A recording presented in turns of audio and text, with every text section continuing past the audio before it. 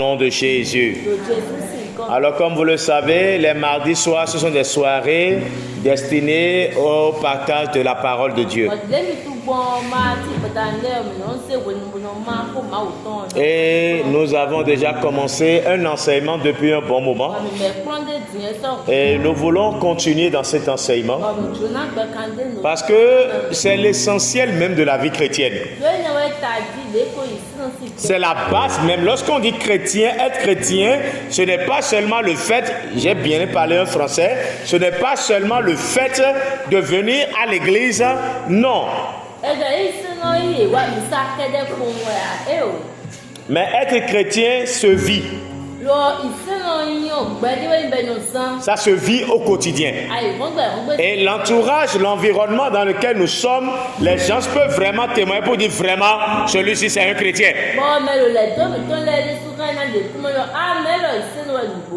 Être chrétien, ce n'est pas le fait de proclamer partout que j'ai reçu Jésus. Ce n'est pas ça seulement, non. Mais dès que tu mets les pieds quelque part, la lumière que tu transportes en toi doit se révéler. Et ceux qui sont là, même si tu n'ouvres pas ta bouche pour déclarer que tu es chrétien, ceux qui sont autour de toi doivent certainement dire celui-là, certainement là, il est un chrétien ou bien elle est une chrétienne. Et nous ne devons pas négliger cela si nous voulons réussir notre marche avec Christ. Qui peut me rappeler? Quel est le sujet sur le... Gardez notre cœur ou votre cœur plus que tout. Gardez votre cœur plus que tout. Et cela se trouve dans Proverbe 4, verset 23. On va lire ça. On va lire, aidez-moi. Proverbe 4, verset 23. C'est là que nous tirons le texte de base de notre enseignement. Proverbe 4, verset 23. Qui est là? Oui. Garde ton cœur plus que toute autre chose. Car de lui viennent les sources de la vie. Merci, asseyez-vous. Alléluia. Donc c'est de là que nous avons tiré le thème de notre enseignement. Garde ton cœur plus que tout. Et nous avons vu beaucoup de choses déjà.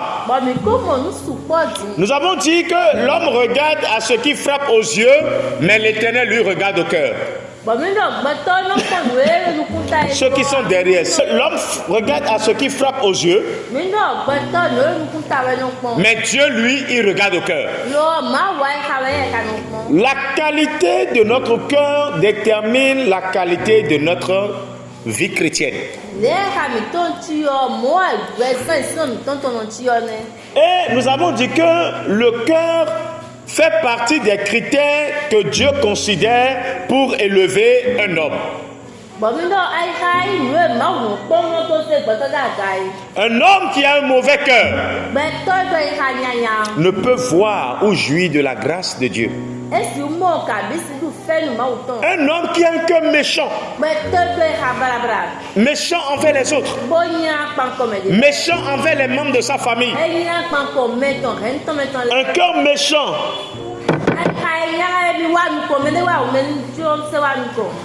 de telle personne ne peut vivre sous la grâce de Dieu. Et nous avons vu que Samuel a été envoyé dans la maison d'Ésaïe pour choisir un roi. Il a regardé la taille des aînés. Et il a dit, ah c'est lui, il est bon, il est en forme. Mais Dieu a dit non, non, c'est pas celui que je cherche. Mais tu cherches qui?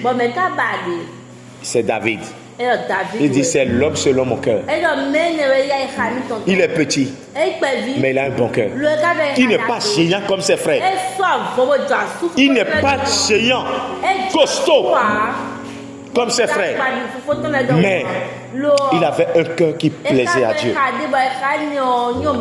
La question que je m'en vais te poser: as-tu un cœur qui plaît à Dieu? As-tu un cœur qui force l'admiration de Dieu? Ou un cœur qui repousse Dieu? Ton cœur peut repousser Dieu. À telle enseigne que tu vas beaucoup prier, mais tes prières ne seront pas exaucées. Tu vas accuser les sorciers, tu vas accuser le diable, mais ce ne sont pas eux, c'est toi-même, c'est l'état de ton cœur. Tu as un cœur mauvais, tu as un cœur méchant, tu as un cœur qui n'attire pas Dieu. Et nous avons dit qu'il y a plusieurs types de cœurs. Nous avons d'abord étudié qu'est-ce que c'est que le cœur dont il s'agit ici. Est-ce que c'est le cœur qui est là, qui pompe le sang? Nous avons dit non, ce n'est pas ça. Le cœur là, c'est notre état d'esprit. C'est notre mentalité. C'est ça le cœur dont il s'agit. Ce n'est pas l'organe qui est ici qui pompe le sang. Et nous avons vu pourquoi est-ce que nous devons veiller sur notre cœur. Nous avons étudié ça en 6 ou 7 points. Je ne peux plus revenir sur ça. Vous voyez, c'est pourquoi on vous dit ne ratez pas les enseignements. Un chrétien qui veut grandir doit aimer les enseignements. Nous avons vu ça et nous avons commencé par étudier les types de cœur que Dieu rejette. Et nous avons vu le premier type de cœur que Dieu rejette, c'est quel cœur? Le cœur offensé. Et nous avons lu dans Proverbe 18, verset 19. On va relire ça et vous allez au moins noter ça là pour comprendre ce qu'on dit par rapport au cœur offensé. Oui. Oui. Non vie et donnant, ça veut dire que un frère blessé ou offensé non soit il me rondome et non sous aïme rondome bon et non sieru aroro ba et non sieru gan aroro monopo adondi dono sous aïme rondome aïdi dono sous adondi dono sous aïme rondome bon et non sien Rontobo et Cladon. Vous voyez comment est-ce que Dieu compare un cœur offensé. La Bible dit un frère offensé est plus difficile à atteindre qu'une forteresse.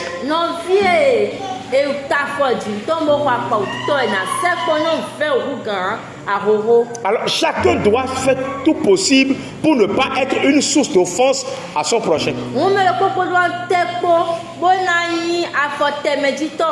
Et nous avons également exhorté que le monde dans lequel nous sommes, nous ne pouvons pas éviter les offenses.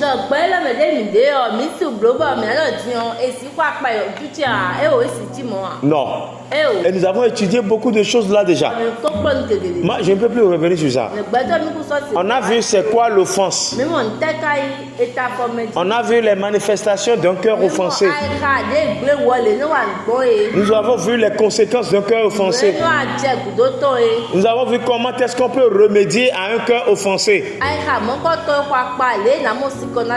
Vous voyez, on a déjà étudié tout ça là. Je ne peux pas prendre une séance que je vais faire sur notre point pour rappeler encore tout ça. C'est plus possible.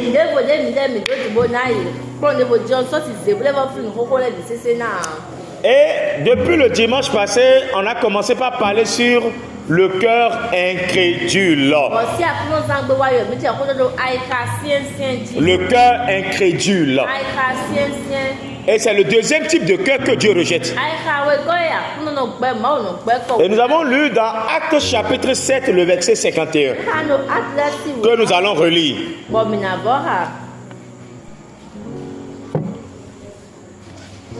Acte 7, verset 51.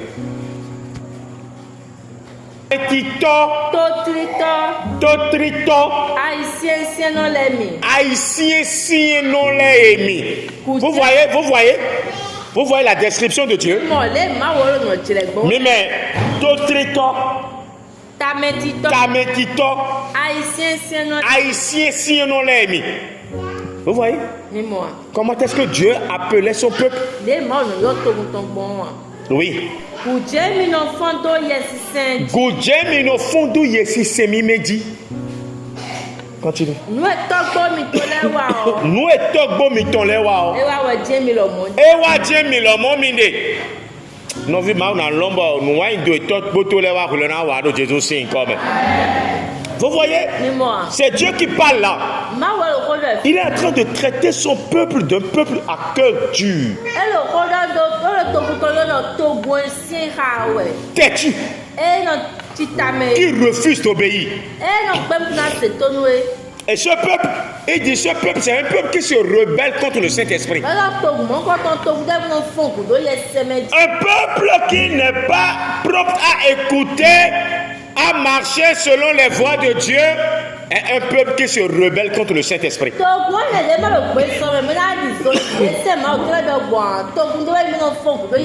Et nous avons vu le dimanche passé, c'est quoi un cœur incrédule. Nous avons dit que c'est un cœur qui reste insensible. Un cœur rempli de dureté. Un cœur qui n'est pas prêt à écouter le conseil des autres pour être transformé. Un cœur qui n'est pas prêt à recevoir la parole et laisser cette parole produire un changement en lui. Et ce type de cœur est une nature pécheresse que nous avons héritée depuis la chute de l'homme dans le jardin d'Éden. Parce que Dieu a dit à l'homme, vous ne mangerez pas de ce fruit-là. Mais l'homme a choisi de désobéir à Dieu. Et puisque l'homme naît de la descendance d'Adam, la nature pécheresse est héritée. Et nous avons vu les causes, ce qui peut amener le cœur d'un chrétien à devenir un cœur dur. Nous avons dit premièrement le péché constant. Pécher constamment. Chaque fois que tu pêches, quelque chose de Dieu en toi meurt, s'affaiblit ou meurt. C'est ça le danger du péché. Chaque fois qu'un chrétien commet un péché, il y a quelque chose de Dieu en lui qui s'affaiblit ou meurt. Donc le péché constant tue la nature de Dieu en nous. Et cela amène l'endurcissement de notre cœur. Parce que là où Dieu est absent, Satan sera présent. Je reprends. Là où le Seigneur n'est pas présent, le diable sera présent. Car la nature a horreur du vide. Si Dieu n'est pas rempli, si Dieu n'a pas rempli, Satan va remplir. C'est deux choses. C'est pourquoi, frères et sœurs, nous devons faire attention au péché. Nous devons fuir le péché. La Bible dit, avez-vous résisté au péché jusqu'au sang?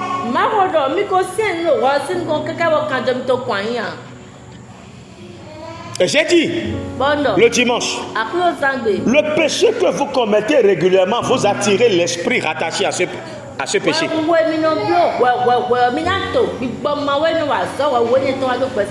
Il y a certaines personnes qui disent que moi, nous sommes colériques dans notre famille, hein, et chaque fois il se met en colère, il se met en colère. Finalement, il va attirer le démon de la colère.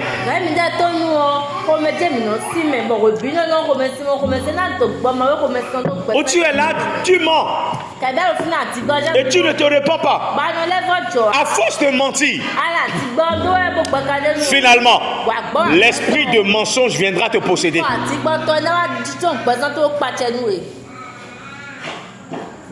Et tu vas mentir même sans savoir que tu mens. J'ai rencontré une femme comme ça. J'ai prié pour elle. Elle est tombée. Et l'esprit a commencé par dire elle ne va jamais dire la vérité. Elle va mentir jusqu'à sa mort. J'ai compris que waouh, ça veut dire que petit mensonge qu'elle disait là, finalement a attiré le démon du mensonge en elle. Et maintenant, elle est liée par l'esprit du mensonge.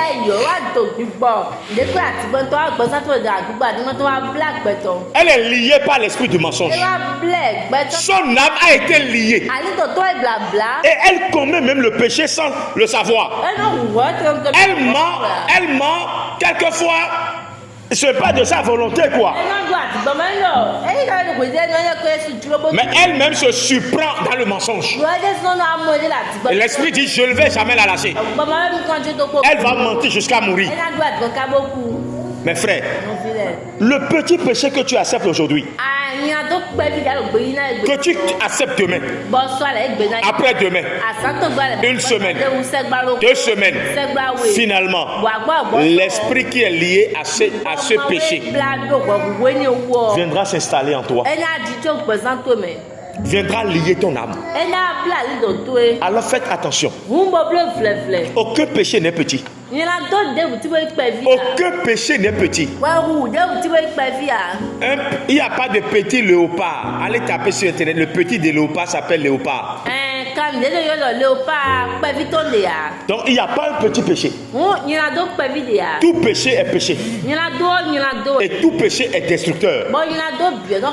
Tout péché peut faire appel à un démon. Donc faites attention. À force de péché et de ne pas vous repentir, cela amène l'endurcissement dans notre cœur. Parce qu'un esprit finit par gagner le cœur. Alors faisons très attention. Deuxièmement, nous avons vu que le fait de retenir les offenses rend notre cœur dur.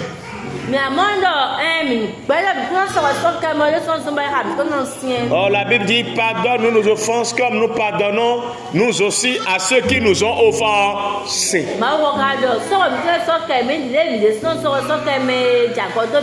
Maintenant, toi tu refuses de pardonner à quelqu'un qui t'a offensé. Et tu dis au Seigneur de te pardonner toi tes péchés.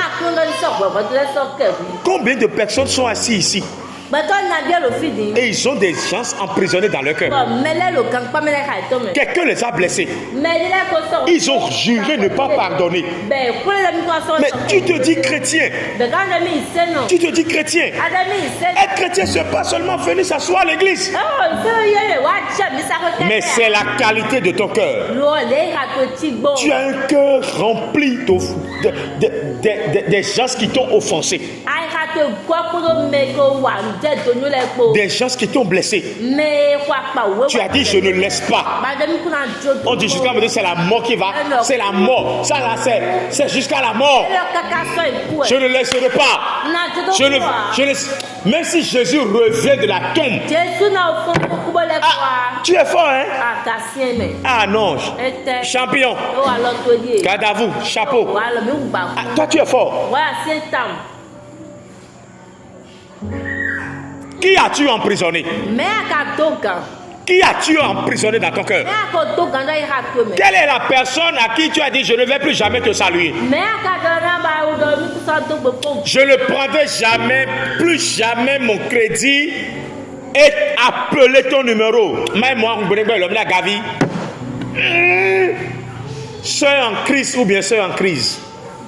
frère en Christ ou frère en crise.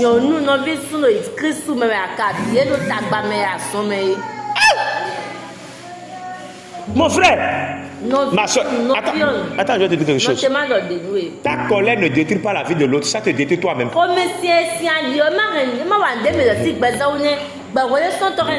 Je reprends. L'amertume que tu as dans ton cœur contre celui qui t'a fait mal là, ce n'est pas la personne que ça fait du mal, hein, c'est à toi-même.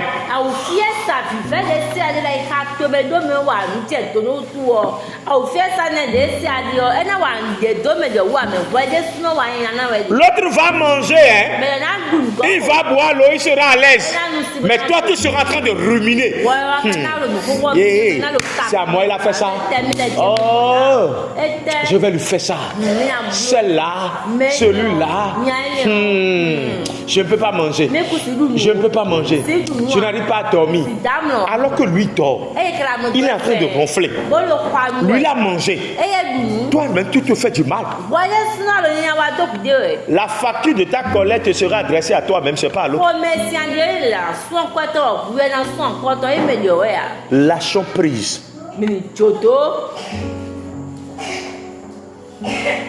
Lâchons prise.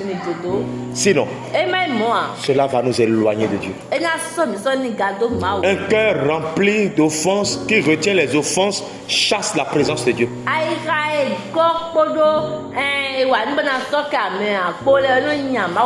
Dieu ne règne pas dans un tel cœur. Un cœur rempli d'offenses qui retient les offenses mènera éventuellement à la mort spirituelle.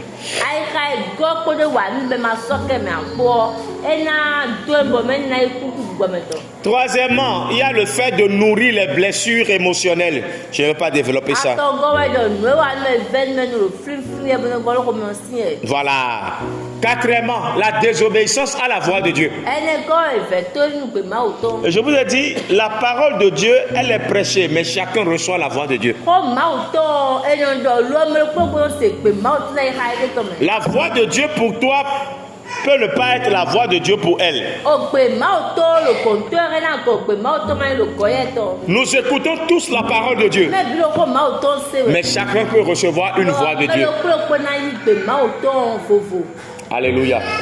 C'est comme dans une église, tout le monde est là, mais Dieu, tout le monde donne 10%. Mais Dieu dit à quelqu'un, toi tu ne me donnes pas 10%, toi tu me donnes 20%. Tu m'as dit non, mais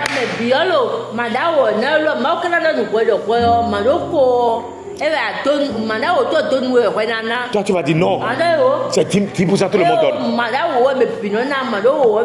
Dieu parle à chacun selon l'alliance qu'il veut tisser avec la personne. Il parle à chacun, sa voix s'adresse à chacun selon la dimension et le niveau où il désire nous amener.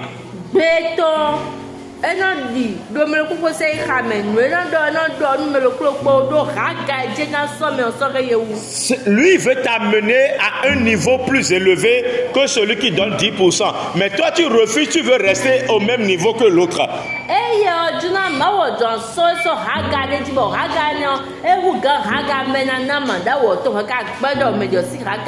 Et tu dis, oh, c'est comme ça que tout le monde fait, c'est ça moi je vais faire. Le refus d'obéir à la voix de Dieu endurcit le cœur. Cinquième point. Je vais sauter, on va aller.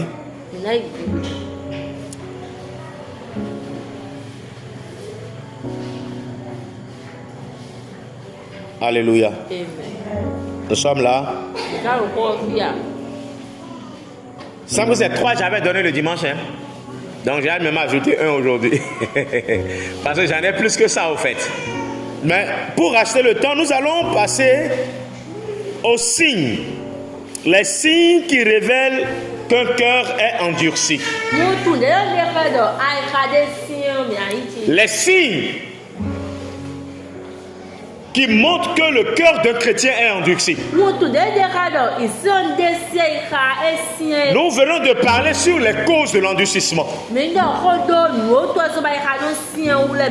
causes. Et nous en avons énuméré 4. Maintenant, nous voulons parler des signes.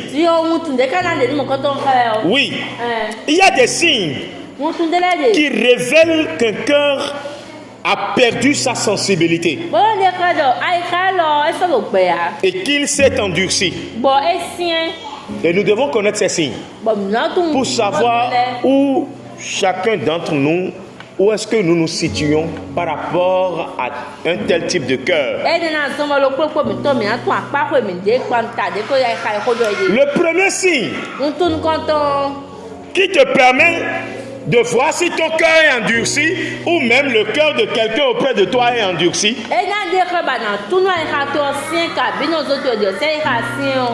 c'est qu'un cœur endurci ne ressent plus la présence de Dieu.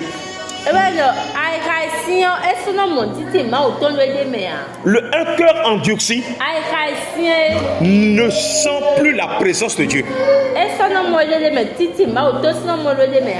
Dans l'Ancien Testament, Dieu a apparu à Jacob dans un rêve.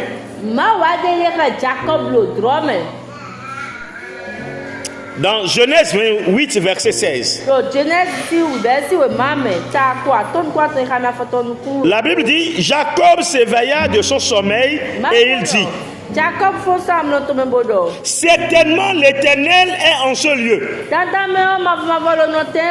Et moi, je ne le savais pas. Waouh, ça doit attirer notre attention. L'Éternel était là. Mais Jacob, lui, ne le savait pas. Lorsqu'un cœur est endurci, ce cœur peut être là où Dieu est, mais sans savoir que Dieu est là, sans sentir la présence de Dieu. Les autres peuvent sentir la présence de Dieu, mais lui, tout ce qui se passe autour de lui serait comme du théâtre.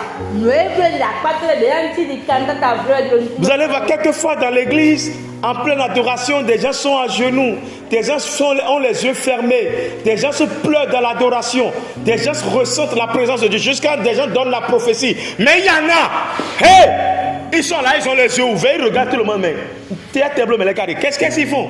Parce que lui ne sent rien, il ne sent rien, son cœur est plus dur que le béton.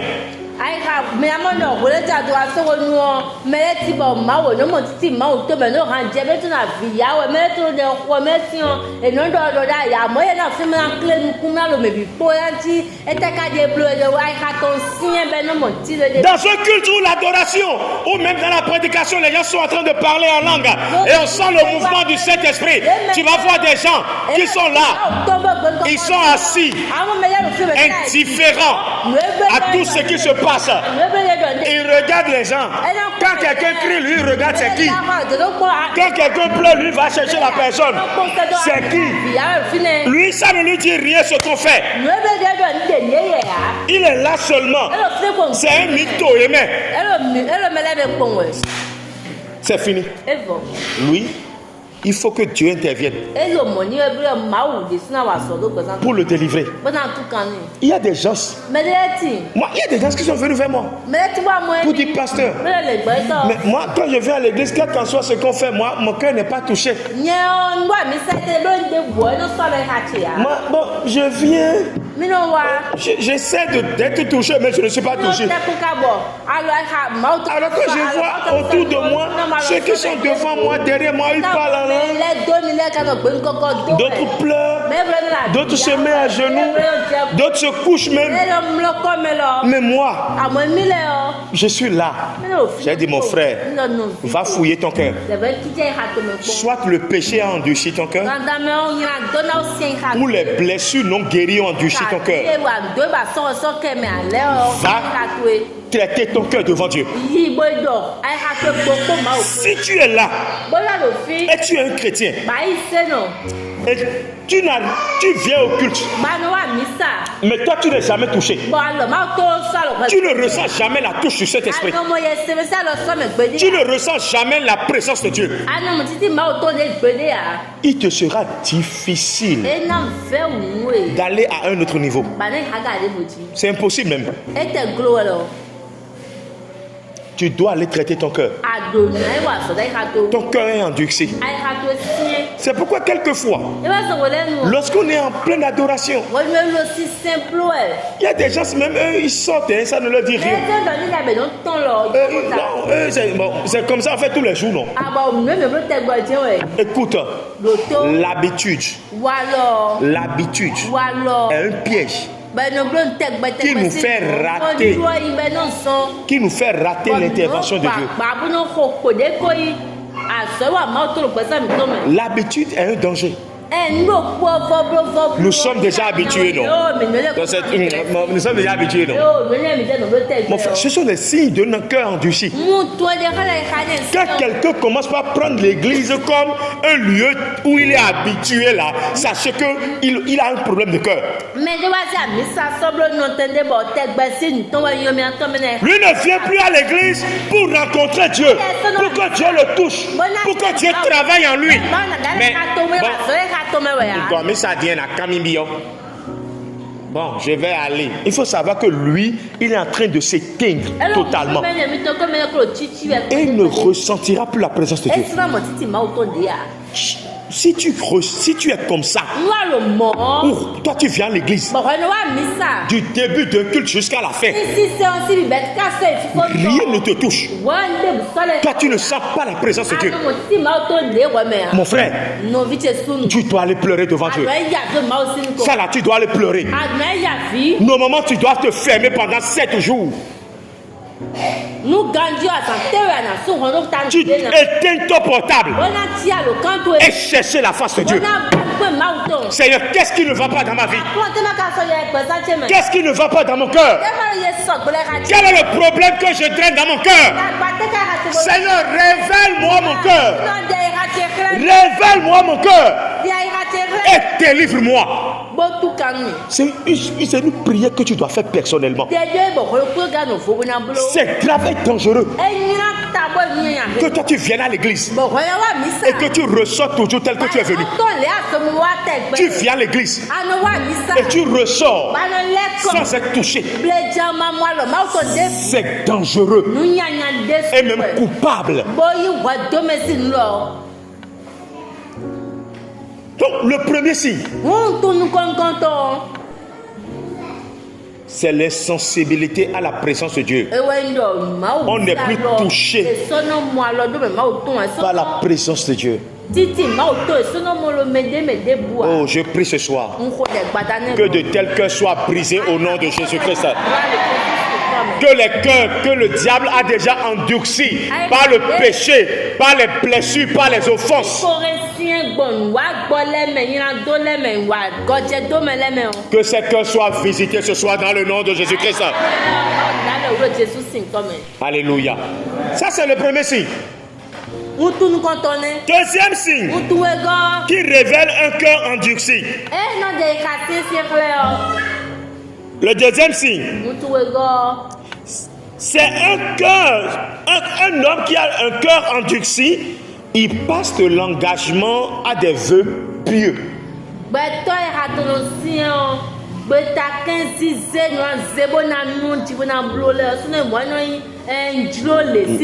Merci pour l'interprétation.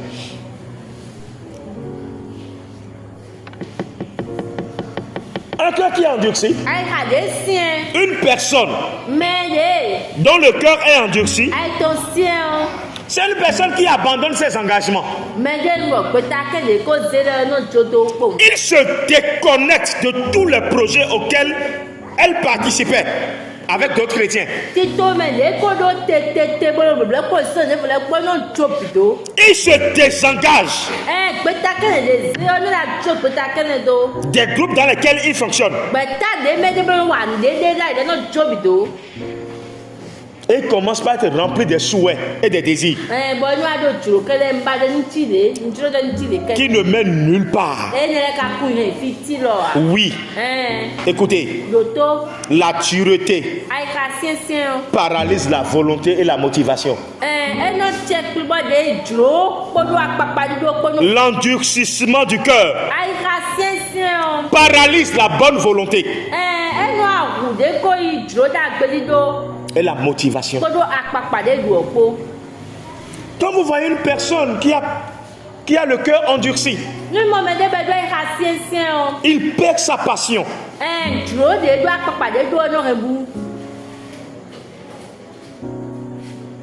Elle commence par penser,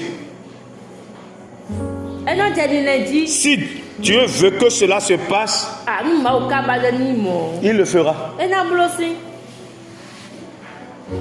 Ou bien tu vas entendre, si cette vision vient de Dieu, elle se réalisera.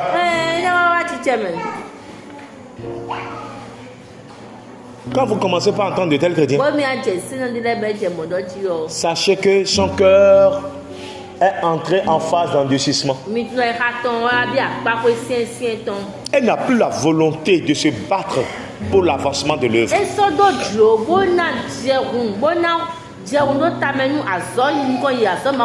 Elle était dans la chorale, elle va quitter la chorale. Elle venait à l'église, elle va commencer par laisser l'église. Elle va commencer par reculer, par se désengager, par rester à la touche. Elle va devenir, cette personne va devenir la tête pensante. Elle est là, c'est pour dire, si on faisait ça, en tout cas, si Dieu veut, ça va s'accomplir. C'est quelqu'un qui n'a plus.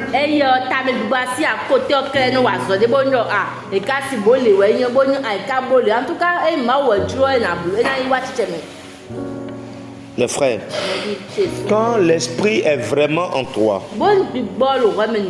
et le Saint-Esprit trouve vraiment sa place dans ton cœur,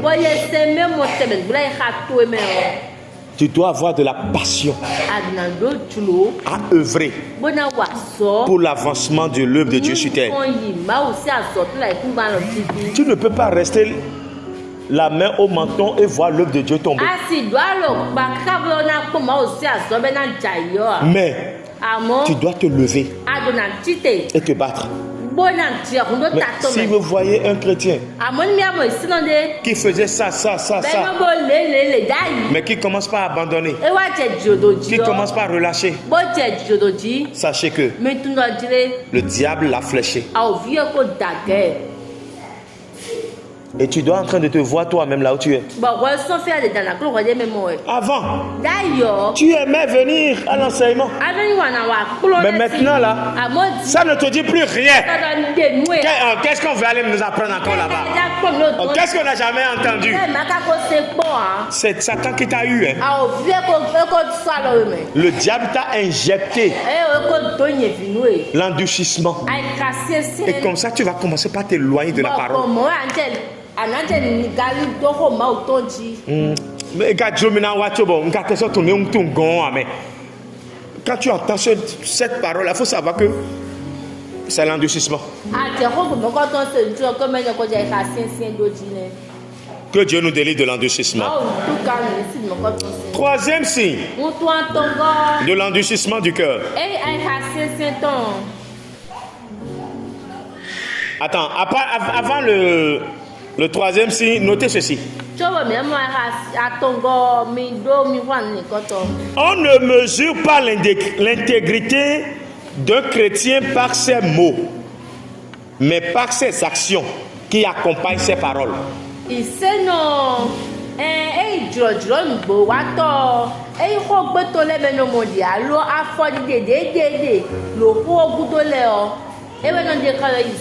Je reprends. On ne mesure pas l'intégrité d'un chrétien, d'un enfant de Dieu, par ses mots.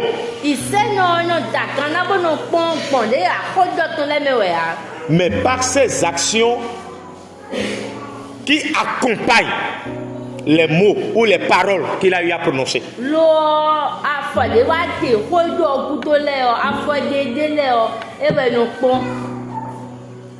N'oubliez jamais ça.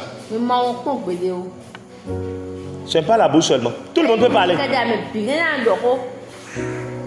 Mais c'est le faire. Si tu restes seulement à l'étape de parler, c'est faux. Le voleur dit toujours, je ne vais plus jamais voler, non? Lorsqu'on l'attrape, il dit quoi? Il dit, je vais toujours voler. Il dit quoi? Je ne vais plus jamais voler. Mais si on le libère, il va faire quoi?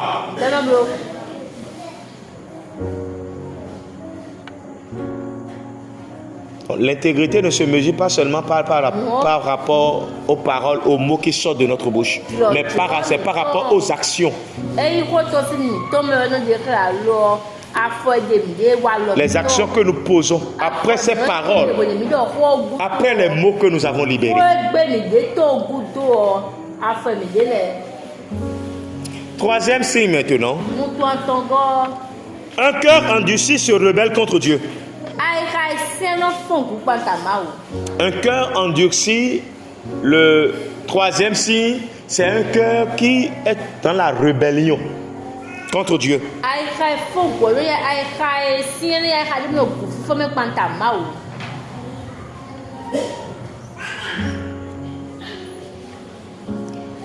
Alléluia. C'est bon. Moi, t'ai changé. La rébellion contre Dieu est le signe évident d'un cœur endurci.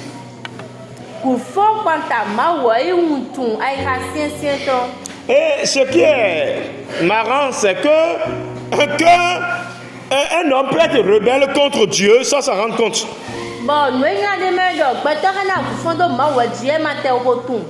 Pourquoi? Parce que son intellect justifie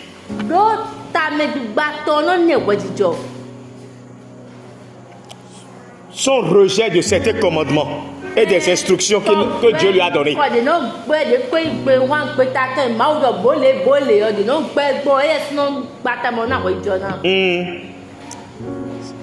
Son intelligence va dire non quand même, hein, c'est quand même, quand même. Nous ne sommes plus à l'époque préhistorique. Hein. Les choses ont changé. Mais non. Il y a certaines choses aujourd'hui, on ne peut plus accepter. Hein. Non. Mon frère, je l'ai dit ici la fois dernière, quelle qu'en soit l'évolution de la technologie, la mondialisation, les principes bibliques ne changeront jamais.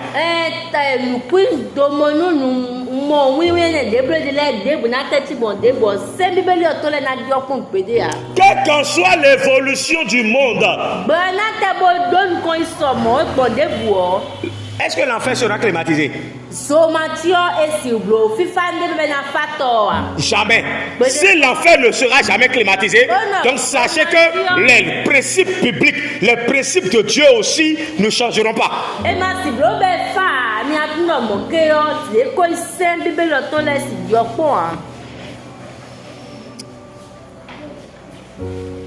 Un jour, un fidèle est allé. Le pasteur a reçu un message pour l'église. Et lorsqu'il a libéré le message, un fidèle allait le voir. Pour dire, pasteur, tu as dit quoi? Tu penses que nous sommes des paysans?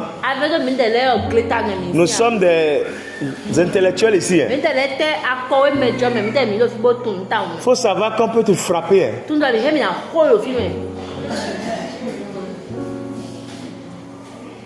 D'ailleurs, c'est quand je vais donner ma dîme que tu vas trouver l'argent.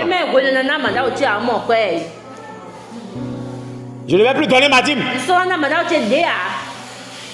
Tu vas rester affamé. On va voir si tu auras encore la bouche pour parler. Regarde le pasteur Adogo l'était.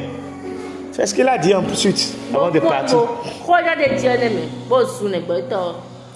Et effectivement, il n'a plus donné sa dîme. Oh, c'est un gars que Dieu a béni. Sa dîme par mois, c'est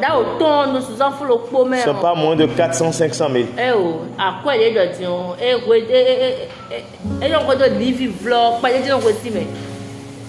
Et quand lui donne sa dîme, il dit c'est ce que lui veut qu'on va faire de la dîme.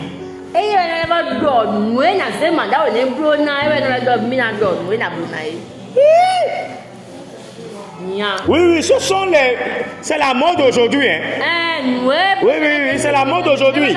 C'est ça que TikTok et Facebook enseignent aux gens aujourd'hui.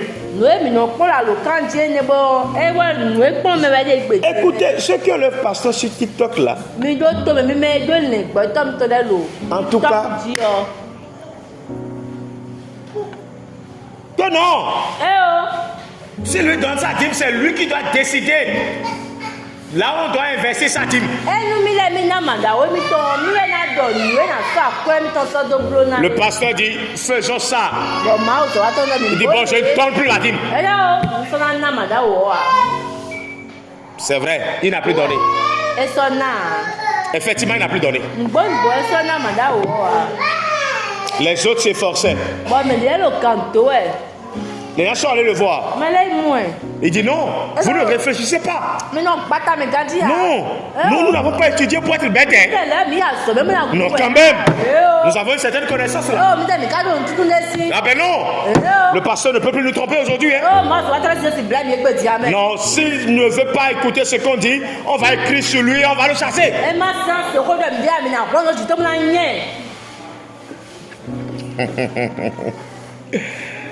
Ah, alléluia. Alléluia. Il a commencé. Un lot l'a suivi. Bon, quand Dieu veut frapper là, c'est lui Dieu a pris. Il est allé au service. On a dit qu'on a connu une perte d'argent de plusieurs milliards.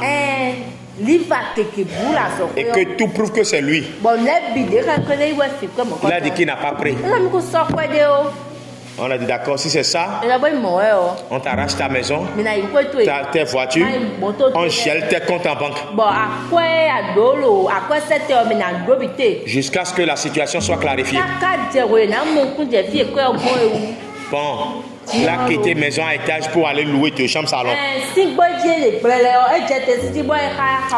Malheureusement, juste là, il n'a pas encore compris que c'est ce qu'il a fait qui est en train de le poursuivre. Jusqu'à il est devenu maintenant le gardien de l'église. Parce que quand lui l'a quitté, c'est vrai, l'église a eu des peines pendant un temps, mais Dieu a envoyé un autre. Qui est plus puissant que lui.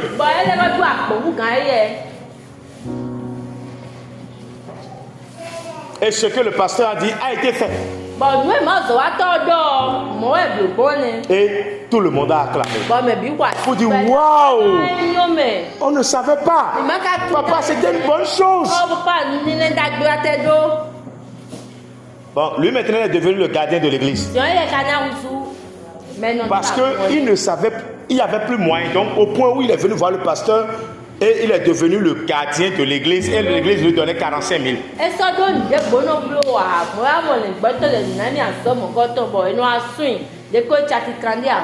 Et c'est une nuit. Sa femme pleurait. Parce que le gars est encore tombé malade dans ça. Sa femme pleurait devant Dieu. Et Dieu lui a dit, il s'est rebellé contre moi. Il a mis ses yeux sur mes prunelles. Et son doigt sur mes prunelles. Et la femme est en train de fouiller. La femme dit, allô? Ou bien c'est la situation là? La femme allait voir le pasteur avec des pleurs. Le pasteur dit, mais je n'ai rien dit. Écoutez, tu ne peux pas mépriser l'ambassadeur et dire que tu respectes le président. Mais c'est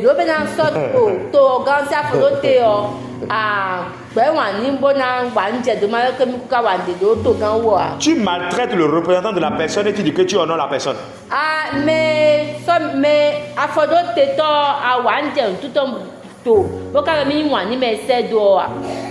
Et c'est là maintenant que le pasteur dit, moi-même je me rappelle même plus. Le pasteur l'a pris C'est 40 jours de jeûne. Ce que je vous dis là, ce n'est pas une histoire. Je connais 40 jours de jeûne. Priez avec lui. Priez. Demandez pardon. Pleurez devant Dieu. Quelques jours après, son portable a sonné. On l'a appelé au service. Il est allé. On a dit bon. On a retrouvé l'argent. Maintenant, on va te dédommager. Le temps qu'on a fait et on t'a privé. Voici le chèque. On libère tes comptes. Reprends ta maison. Reprends tes voitures. Et voici le chèque de dédommagement. Mais tu vas travailler dans notre service. Mais ça ne serait plus en ville.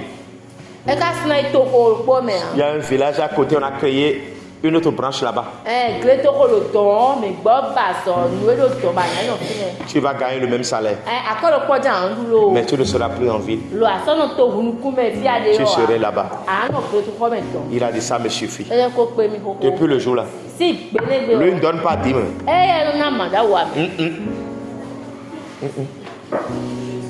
Quand il donne 10 000 à l'église, il donne 10 000 du pasteur. Il dit Yako, voici pour toi. C'est pour l'église ça. Voici pour toi. Voilà. Mes frères, ne pensez pas que notre connaissance ou notre intelligence peut supplanter les lois et les principes de Dieu. Les principes et les lois de Dieu sont immuables. Quelquefois, le diable nous excite. Le diable nous excite. Il nous inspire des raisonnements, des mots, et nous pensons que nous sommes sur la bonne voie, alors que déjà tu te rebelles contre Dieu. Ne laisse jamais le diable te pousser dans la rébellion. Attention. Attention. Que le Seigneur nous aide. Un cœur endurci. Quand le cœur est dur, oh, dis 1, lui va te dire 2. Dis 2, lui va te dire 5.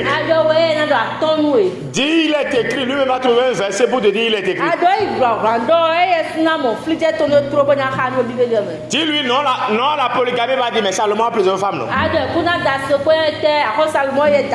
Mais est-ce que vous connaissez les contextes? Est-ce que tu as acclamé ça?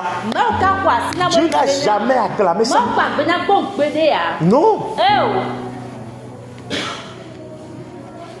Mais on veut trouver. Aujourd'hui, le diable, non, au travers du portable, TikTok. Oh. Il est en train de tuer la foi des chrétiens. Moi, je suis un pasteur là. Il y en a même qui croient au pasteur de TikTok plus que le pasteur qui est à l'église. Il y en a même qui donnent leur dîme à un pasteur sur TikTok.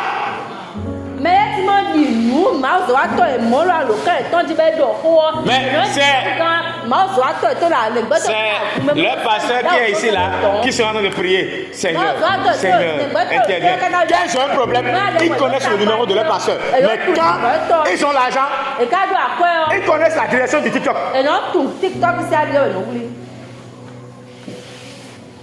C'est diabolique.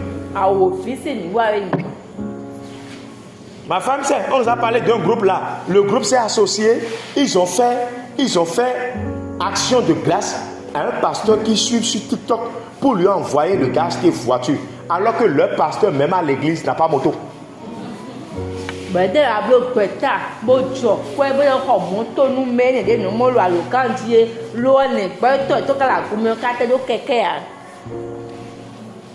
C'est notre argent. On en fait ce qu'on veut. Le pasteur n'a pas le droit. C'est bon. Que le Seigneur nous aide. Ne soyons pas des rebelles. Quatrième point, quatrième signe. C'est ça, non? Un cœur endurci justifie les mauvaises actions et blâme les autres. Il justifie ses mauvaises actions et il blâme les autres.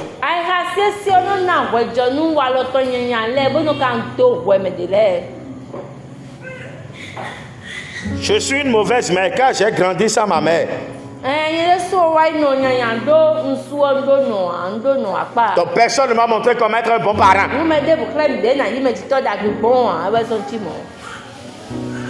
Hein? C'est une raison.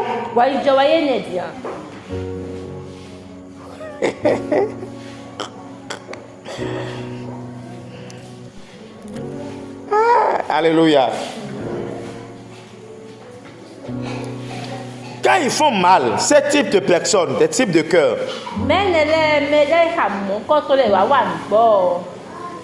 ils sont prêts à justifier. C'est parce que ils n'acceptent jamais leurs mauvaises actions. C'est toujours la faute des autres. C'est à cause de lui, hein? Mes parents ne m'ont pas mis à l'école. Mais même il y a des gens, même leur pauvreté, ils accusent leurs parents. C'est parce que je ne suis pas allé à l'école que je suis pauvre. C'est-à-dire que ceux qui sont allés à l'école sont riches. Je sais pas que je n'ai pas de soutien.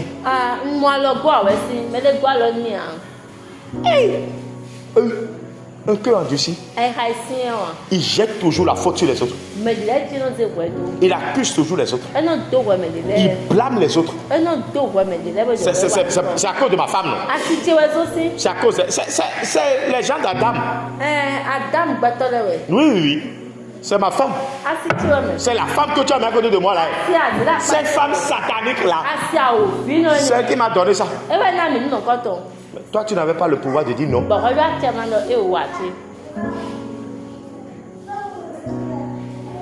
Arrêtez de blâmer les autres. Si tu fais mal, reconnais le mal que tu as fait. Et cherche à te corriger. Ne passe pas ton temps à accuser les autres. Les autres ne sont pas la cause de ton malheur.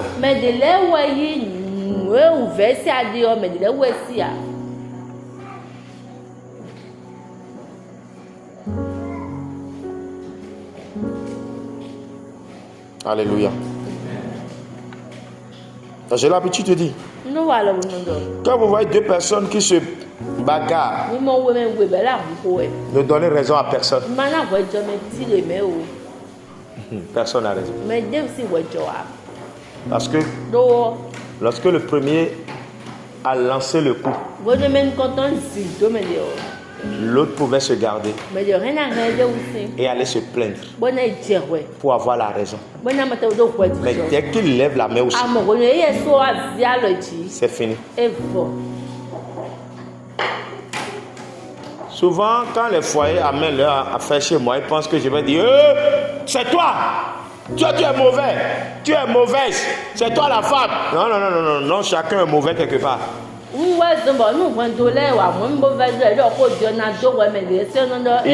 y a un monsieur qui est venu, c'est une femme qui a mené son mari, et un bavardeur, à soutien, il sait, mais Satan, madame, ferme ta bouche. L'homme a parlé, elle a parlé. J'ai commencé par Cisaïe. Quand ton mari a dit ça, toi tu pouvais faire ça, non? Pasteur, tu m'as monnaie, j'étais en colère.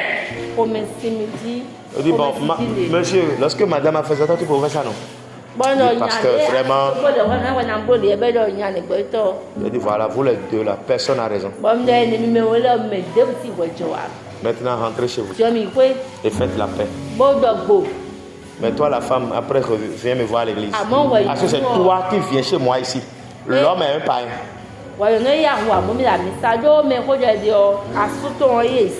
Je l'ai dit, si je dois discipliner quelqu'un, c'est toi, je vais discipliner. Parce que c'est toi qui n'as pas écouté ce qu'on dit. Tu pouvais faire autrement. Et à cause de ça, même ton mari peut se donner à Christ. Mais ton mari t'a donné un coup, toi-même tu allais prendre pilon.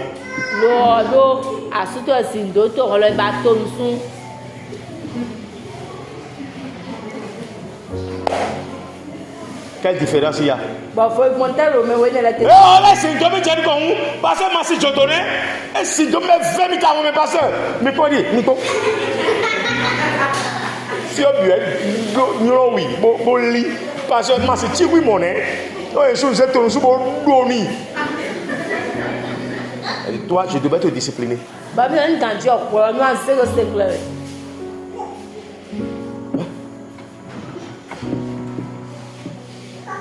chère, attention. J'ai donné combien de points maintenant? Pardon? 4, hein? Donc 5e point alors. Je vais voir le 1. Un cœur endurci résiste à une communication ouverte et refuse la correction.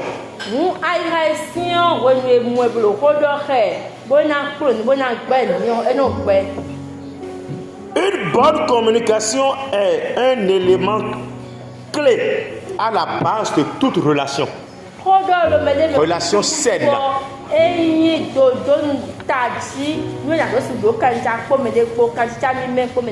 Mais quand le cœur de l'homme s'endurcit, il résiste à la communication. Il refuse la correction. Il refuse de se soumettre à l'autorité même. Des frères qui ont des problèmes, tu dis, venez, on va en parler du pasteur. Si c'est pour parler avec lui là, je ne viens pas.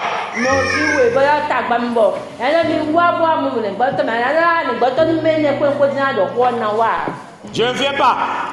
Pasteur, je ne sais pas ce que vous allez dire. Je ne sais pas ce que vous allez dire pour changer ma position. Donc, pasteur, ne perdez pas votre temps.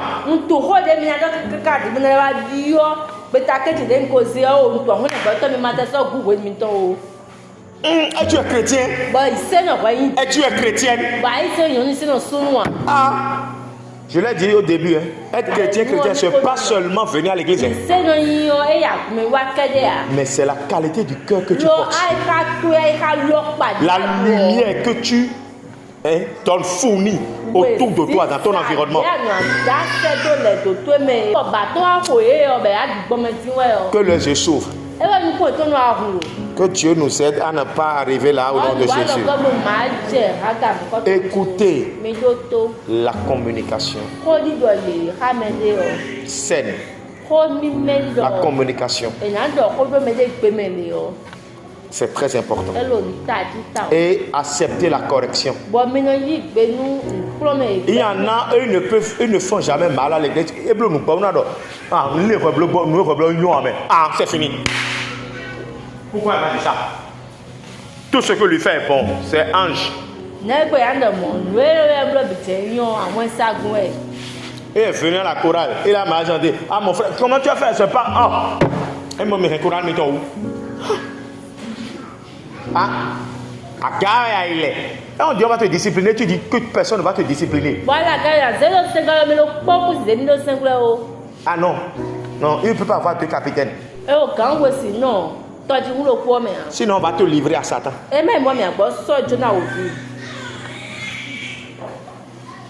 y a des gens, même quand ils sont dans le mal.